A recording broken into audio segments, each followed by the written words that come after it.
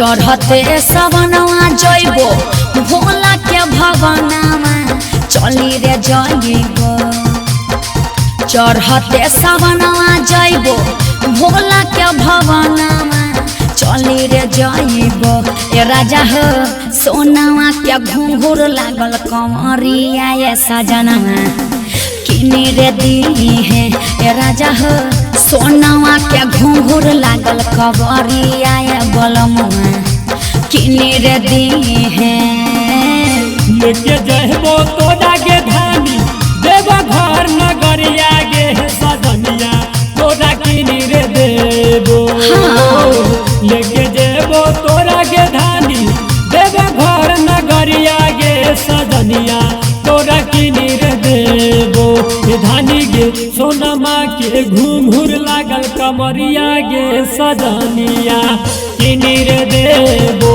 धानी गे सोनमा के घुंघुर लागल कमरिया गे सजनिया किनी रे देबो।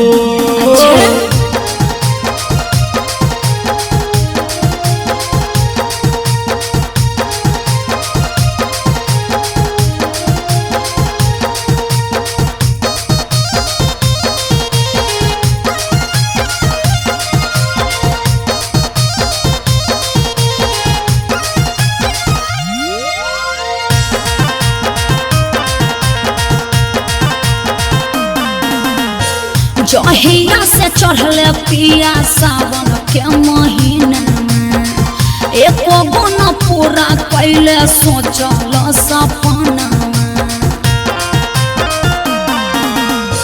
लेके जइबो तोरा के धनिया माने तो कहानमा भोला बाबा पूरा करते हमरो सपनामा। चले चले चले गे धनिया सुइया के बजरिया गे सजनिया तोरा किनी रे देबो। चले चले चले गे धनिया झाझा के बजरिया गे सजनिया तोरा किनी रे देबो। धानी गे सोनमा के घुंघुर लागल कमरिया गे सजनिया किनी रे देबो। धानी गे गेरुआ रंग के तोरा सड़िया गे सजनिया किनी रे देबो। किन दिया ना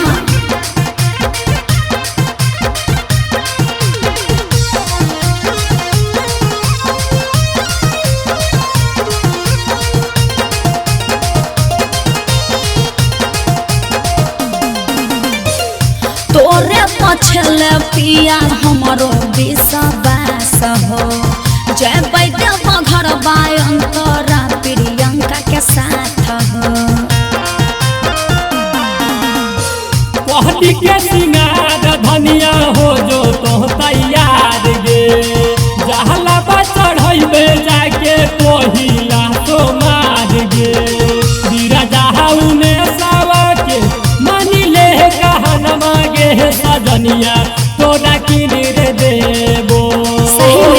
मुकेश संतोषावा के मानी ले कहनमा गे सजनिया तोरा किनी रे देबो। धानी गे सोनमा के घुंघुर लागल कमरिया गे सजनिया किनी रे देबो।